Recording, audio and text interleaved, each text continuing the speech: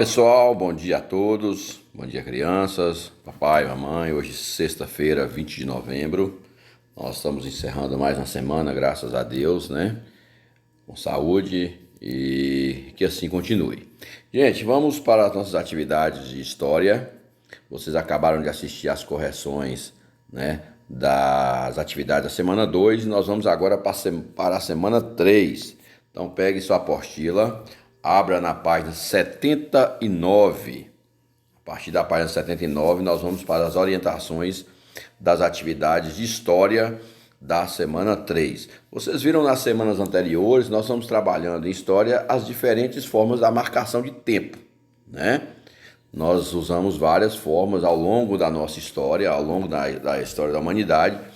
O ser humano ele utilizou várias formas para marcar o tempo, né?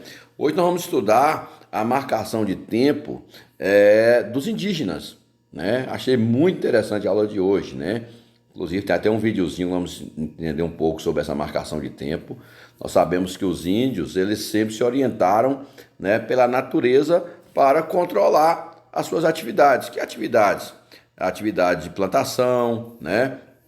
Quando plantar, quando colher, né? Então eles utilizavam a natureza para se orientar.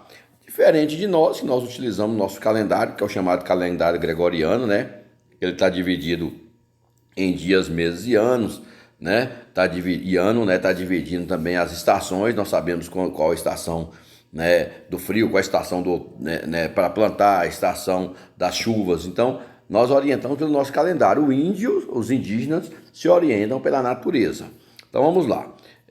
Os recados, né? Os calendários são eles responsáveis para os pais, né? Os calendários fazem parte da cultura de cada sociedade e da forma de expressão da relação que cada povo tem com espaço e tempo. Pergunte à sua criança se ele conhece calendários diferentes do gregoriano, diferentes desses que nós usamos. Toda vez que vocês ouvir esse nome calendário gregoriano, é esse calendário que nós utilizamos, o nosso, né? Que usamos no dia a dia.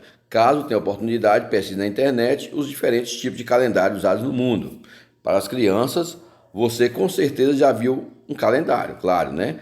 Sabia que eles representam costumes, práticas relacionadas a cada momento do ano? Você sabe ler esse gênero textual? Para que ele serve? Já ouviu falar em calendário solar? E sobre o calendário indígena? Hoje aprenderemos muitas coisas interessantes. Um pouco mais sobre o gênero calendário, né? O gênero textual calendário tem características tais como abreviações, nomes dos meses, datas comemorativas, pode trazer as fases da lua, as datas de plantio. Ele serve para orientar a organização do tempo. Calendário solar, como o nome já fala, é um calendário cuja marcação é baseada nos movimentos do Sol. O nosso calendário é solar, olha que interessante. Calendário indígena leva em consideração o ciclo da água, as constelações e os ciclos indígenas. Eu achei interessante essa questão das constelações, que muitos indígenas eles se orientam até pelas estrelas, né? Para marcar as suas atividades, nas constelações que nós temos, né, no céu. Assista o vídeo Ciclos Anuais dos Povos Indígenas do Rio Tiquié, né? É o calendário indígena. Nesse vídeo você vai assistir, vocês já assistiram, né? Vocês já assistiram. Eu coloquei anteriormente aí, vocês viram, né? É um povo indígena desse rio Tiquié, né? Lá no Amazonas, que ele se orienta também pelas constelações, né? Para as suas atividades, ok? Então vamos lá. Página 80. Vamos lá. Leia o texto abaixo com bastante atenção. Eu vou ler o texto, depois vou orientar só as atividades. Indígenas brasileiros. Os indígenas brasileiros não tinham mais que rudimentos mínimos de um calendário, sem qualquer teorização ou padronização. Conhecia apenas as 4 fases da lua e sua repetição cíclica, e notava algumas mudanças, como a época do calor. Chuva, frio, cheias de rios, piracema, amadurecimento dos frutos. Não dividia o dia em horas.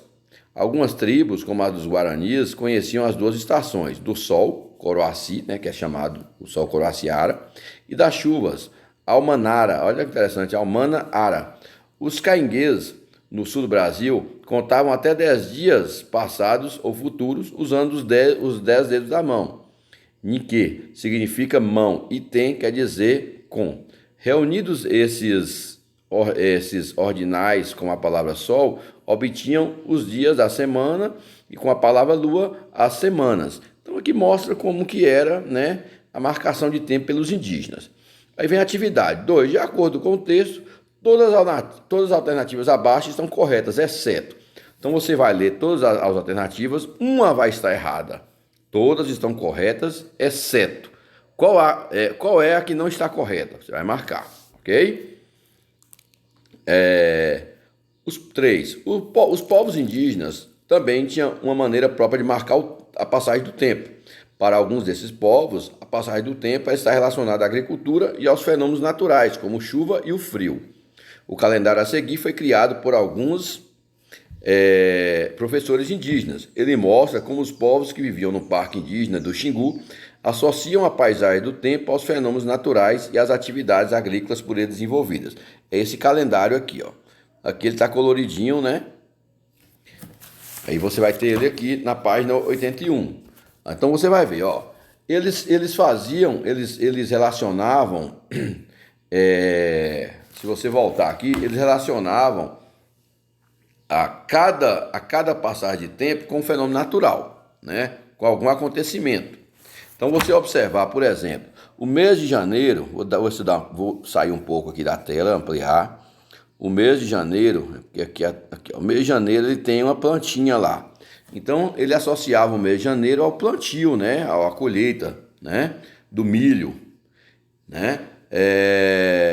Fevereiro já tem o peixe, a pesca e assim por diante. Cada mês ele associava a uma atividade, ok? É o que você vai fazer agora. Agora, de acordo com o calendário indígena, associe cada mês aos acontecimentos correspondentes, completando a segunda coluna de acordo pela primeira. Então, de acordo com esse desenho aí, o mês de janeiro, qual é a atividade que era feita no mês de janeiro, né? Se você vai observar, vai ser o quê? A época de colher o milho. Então, você vai lá na época de colher o milho e coloca a letra A. Fevereiro. Fevereiro é o quê? É só você observar o desenho e ir fazendo associação, ok? E assim por diante. Cada desenho você vai fazendo associação, beleza? Vamos lá. Página 82. Muito fácil também. Vamos lá. Eu saí um pouco aqui.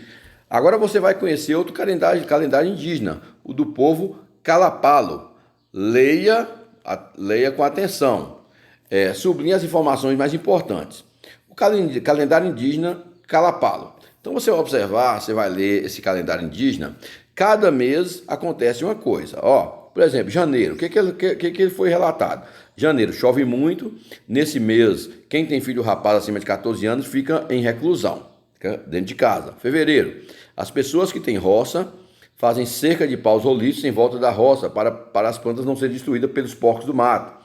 Nesse período fica difícil a pescaria. Março, as pessoas costumam construir suas casas. Abril, as pessoas que fizeram suas casas arrancam o sapé para cobri-las, né? Fazer o telhado. Maio, os rapazes que entraram em reclusão são soltos para começar a preparação do quarupi. Você lembra que em janeiro falar que aqueles meninos acima de 14 anos ficam dentro de casa? Quando é em maio eles saem. Junho, as aldeias que se juntarão com a aldeia onde será realizada o Quarupi, farão a entrega do povilho. O Quarupi é uma festa que tem, né? Julho é a época da desova do Tracajá e começam os preparativos para a festa do Quarupi. Agosto, época da festa do Quarupi. Setembro, início das primeiras chuvas.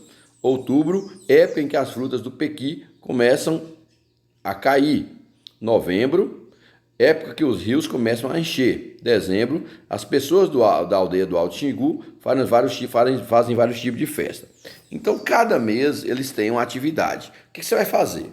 Você vai pegar agora, está o calendário aqui, na página 83, e você vai colocar um desenho representativo de cada atividade dessas. 5, né? Olha lá, ó, atividade. De acordo com as informações do texto, ilustre o calendário indígena Kalapalo. Você vai ilustrar desenhando, né? Faça um desenho para cada atividade do ano. Agora, faça um desenho pintadinho, bem bonitinho, viu, gente? Por exemplo, você viu que em janeiro, o que acontece em janeiro? Vamos lá, janeiro. Chove muito. Nesse mês, quem tem filho rapaz acima de 14 anos fica em reclusão. Então, você vai fazer um desenho de acordo com esse texto. Pode fazer a chuva, pode fazer um rapaz dentro de casa, né? E aí? Fevereiro, o que acontece em fevereiro? As pessoas que têm roça fazem cercas de pau roliço em volta da roça, para as plantas não serem destruídas pelos porcos do mato. Você pode fazer um plantio com as cerquinhas roliças, né? Então, para cada mês você vai fazer um desenho, entendeu? E colocar aqui nesse calendário que já está aí, né, na página 83, certinho? Então, gente, foi a nossa atividade de hoje. Qualquer dúvida, mande mensagem para mim. Daqui a pouco vou fazer um vídeo para vocês, que é do PET 300 anos, né? Logo após esse vídeo tem um videozinho do PET 300 anos, que é a atividade final, beleza? Abraço a todos.